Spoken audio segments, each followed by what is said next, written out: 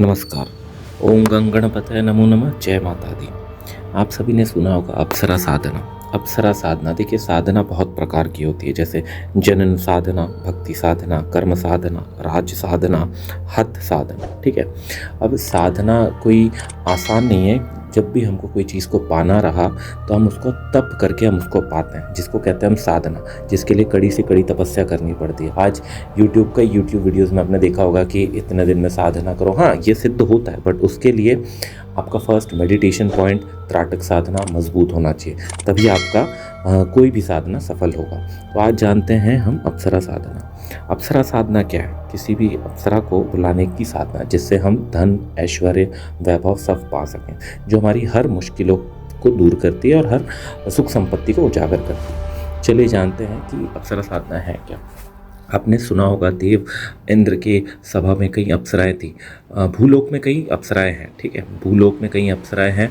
सब लोग खुद रचनात्मक तरीके से वो देवी देवताओं को का मन मोह लेती थी। ठीक है, अपनी कलाकृतियों से। हम उसी के प्रति ज़्यादा मोह हो जाते थे और देव देवता भी मोह उनके प्रति बढ़ जाता था। तो जब हम ये साधना करते हैं तो हमको अपना काम वासना, कोई भी साधना करने के पहले अपना काम वासना को हमको कंट्रोल में रखना पड़ता है। ठीक है, अक्सर साधना के लिए हमको कुछ चीज़ों की ज़रूरत पड़ेगी, जैसे इत्र हो गया, गुलाब का फूल हो गया, सुगंधित धूप हो गया, दीप हो गया, घी वाला दीपक। ठीक है, शुद्ध वस्त्र हो गया, एक अच्छा आसन हो गया। कोई भी साधना आसान नहीं है। साधना भंग करने के लिए, क्योंकि साधना अगर सफल हो गई तो आपको वो वरदान मिल गया, बट अगर साधना तभी सफल होती है जब हम उस साधना को पूरी निष्ठा के साथ करते हैं। अब साधना निष्ठा के साथ करेंगे बट वो प्रकृति के खिलाफ हो जाता है। ठीक है, तो प्रकृति के खिलाफ कोई भी अनियमित कार्य जो होता है ना, वो नुकसानदायक रहता है। अब हम उसको क्या कर रहे हैं कि ग्रह चाल की दशा बदल के हम उसको पाने की कोशिश कर रहे हैं। साधना करें, साधना निश्चय ही करें। सभी कोई भी मंत्र की साधना करें, सबसे पहले गुरु की दीक्षा ज़रूर लें, और जब कोई भी साधना करते हैं तो एक रक्षा कवच ज़रूर बनाएं। नहीं तो जिस शक्ति को आप बुलाना चाहते हैं, पता चला वो शक्ति के बजाय कोई दूसरी ही शक्ति आ रही है जो आपको नुकसान कर रही है। तो ऐसा भी ना होने दें। ठीक है, मैं आपको स्टेप बाय स्टेप बता रहा हूँ। वीडियो को जारी रखने के लिए कृपया प्लीज़ इस चैनल को सब्सक्राइब करें, ताकि मैं और आपको ज्ञान की बातें, दैविक ज्ञान की बातें और कुछ मैं आपको बता पाऊँ। चलिए, ये सब चीज़ें आपने जुगाड़ कर लिया। ठीक है, अगर आपने गुरु दीक्षा ली है तो भी ठीक है, नहीं ली है तो भी ठीक है। ऐसा कोई ज़रूरी नहीं गुरु की दीक्षा नहीं, क्योंकि भगवान ही गुरु है। ठीक है, सो जब भी आप अप्सरा साधना स्टार्ट करते हैं, जब भी आप अप्सरा साधना की साधना करना चाहते हैं, तो एक चीज़ याद रखिएगा, शुक्ल पक्ष से ही कोई भी साधना, कोई भी शुभ कार्य शुरू करें। शुक्ल पक्ष, अमावस्या के बाद से जब चांद पूर्णतः बढ़ता हुआ जाता है, उसको शुक्ल पक्ष कहते हैं। कृष्ण पक्ष पे कोई भी चीज़ ना करें। ठीक है, शुक्ल पक्ष के पहले कोई भी शुक्रवार से ये साधना शुरू करें। सबसे पहले स्नान कर लें।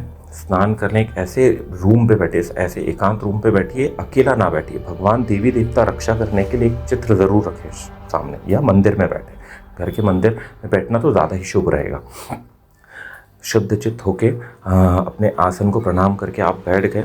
श्री गणेश की अर्चना करें। श्री गणेश की अर्चना ऐसे करें कि जिस साधना आप कर रहे हैं वो चीज़ सफल हो।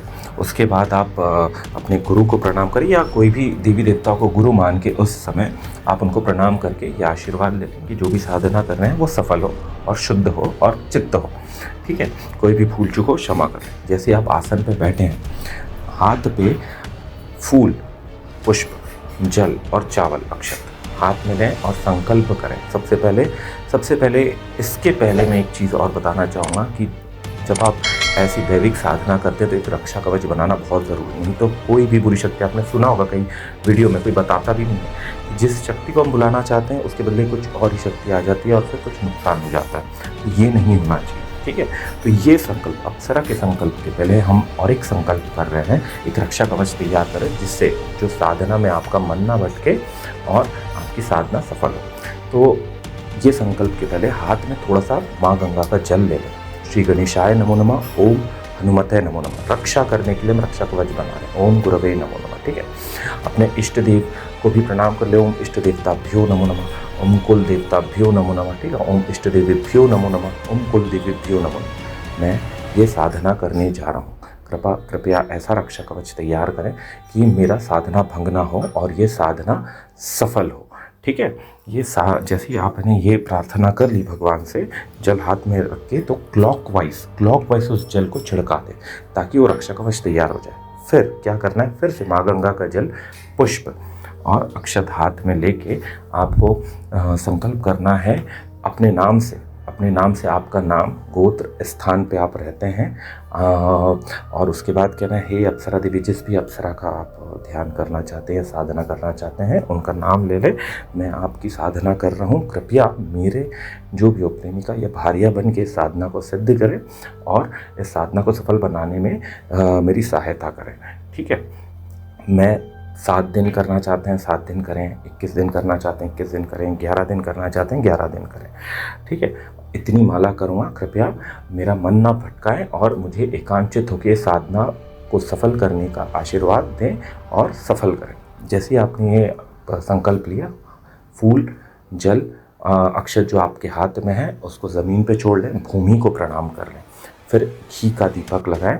ठीक है, अप्सरा का एक यंत्र ज़रूर ये कर लें, खरीद लें, अमेज़ॉन में मिल जाएगा, आपको कई ऑनलाइन स्टोर्स में मिल जाएगा, या आप भोजपत्र में गूगल में देख के आकृति ड्रॉ कर सकते हैं रेड पेन से, या चंदन लीजिएगा, गीला चंदन और एक लकड़ी की छाल, उससे भी आकृति बना सकते हैं। उस टाइम पे जब आप ये आकृति बनाएंगे, अगर खुद के हाथ से बनाते हैं, तब ओम, जो भी अप्सरा है उनका नाम लेके नमो नमः, ठीक है, ओम, जो भी अप्सरा का नाम है उनका नाम लेके अप्सरा नमो नमः, अप्सरा ज़रूर जुड़िए। ठीक है, वो बनाते हुए आप ये करिएगा। ठीक है, इसके पहले आकृति बनना, जब आप भोजपत्र हाथ में लेंगे तो ओम श्री गणेशाय नमो नमः का जाप ज़रूर करेंगे एक बार, मतलब मंत्र बोलेंगे। क्यों कह रहा हूँ मैं श्री गणेश जी का नाम लेने के लिए, क्योंकि आप कुछ सिद्ध करना चाहते हैं और बुद्धि और सिद्धि के देवता ही गणेश जी हैं, तो ये बहुत ज़रूरी है। उसके बाद जब आप वो आकृति बनाते हुए उनका नाम जप लेंगे, जपते रहेंगे, जैसे आपकी आकृति तैयार हो जाएगी, एक थाल लेंगे, उसमें गुलाब की पंखुड़ियाँ रखेंगे। गुलाब की पंखुड़ियाँ रखने के बाद उसके ऊपर वो यंत्र को रखेंगे। वो यंत्र को रखने के बाद उनके बाद उनको थोड़ा सा वही मंत्र, आप अप्सरा का मंत्र आप जाप करते हुए या बोलते हुए आप उनको थोड़ा इत्र छिड़केंगे। इत्र छिड़कने के बाद उनको थोड़ा पुष्प चढ़ाएंगे। फिर उनको कहेंगे धूपम समर्पयामि, धूप दिखाएंगे, दीपम समर्पयामि, दीप दिखाएंगे। और जब पहले दिन स्टार्ट करेंगे तो उनको भोग ज़रूर लगाइएगा। भोग लगाना बहुत ज़रूरी है, क्योंकि आप आवाहन कर रहे हैं उनका। भोग लगाने के बाद उनको ये बोलना पड़ेगा नैवेद्यम समर्पयामि। ठीक है, उसके बाद हाथ जोड़ के प्रार्थना करिएगा उनका नाम लेके कि मैं आपकी साधना आरंभ करने जा रहा हूँ, कृपया साधना सफल करने में मेरी सहायता करें। फिर एक रुद्राक्ष की माला लेंगे। रुद्राक्ष की माला सिद्ध ज़रूर होनी चाहिए। अब वो मन अभिमंत्रित कैसे करना है ये भी मैं बता देता हूँ। कोई भी शुक्ल पक्ष के सोमवार के दिन आप शिव जी के मंदिर पे, शिव जी के ऊपर वो माला को रख के पंचामृत से अभिषेक करके माला को अभिमंत्रित करेंगे। जब पंचामृत से अभिषेक कर लेंगे उसके बाद शिव जी से साफ करके माला को, फिर शिव जी से प्रार्थना करें कि मैं इस माला से जो भी मंत्र जापूँ वो सिद्ध हो, ऐसा आशीर्वाद दीजिए। ठीक है, अब वो माला आ गई आपके पास। एक गौमुखी रख लेंगे, क्योंकि आप जब कोई भी जप करते हैं तो वो दिखना नहीं चाहिए। गौमुखी में रख के आप वही शुक्रवार से, जो आपका शुक्ल पक्ष का शुक्रवार है, तब से आप हर दिन जो भी माला आपने निश्चय किया वो माला ज़रूर करें। ठीक है, और ये समय रात के 10 से 12 के बीच में होना चाहिए जब आप शुरू करेंगे। ठीक है, हर दिन आप करेंगे इतनी माला। ठीक है, जो भी दिन आपका लास्ट होगा, जो भी दिन का आपने संकल्प लिया होगा कितने दिन इतनी माला करूँगी, लास्ट उस दिन एक हवन, छोटा सा हवन ज़रूर करें। अगर हवन नहीं कर पा रहे हैं तो एक गोबर के उपले आपने देखे हैं, एक धूपदानी में गोबर के उपले डाल के ओम अग्नि नमो नमः बोल के उनकी कम से कम 21 बार आहुति ज़रूर करें। ठीक है, डरिएगा नहीं। मैंने रक्षा कवच पहले ही तैयार करके आपको बता दिया है कि रक्षा कवच होना बहुत ज़रूरी है। ठीक है, जब आप जाप करेंगे, जब भी आप कोई भी कार्य उनसे रिलेटेड करेंगे, जैसे धूप दे रहे हैं या भोजपत्र में आप आकृति भोजपत्र में उनका यंत्र बना रहे हैं, तो उनका स्मरण एक कोई भी इमेजिनरी उनको समझ के, तो स्थिति को समझ के आप उनको ये करिएगा, कार्य करिएगा।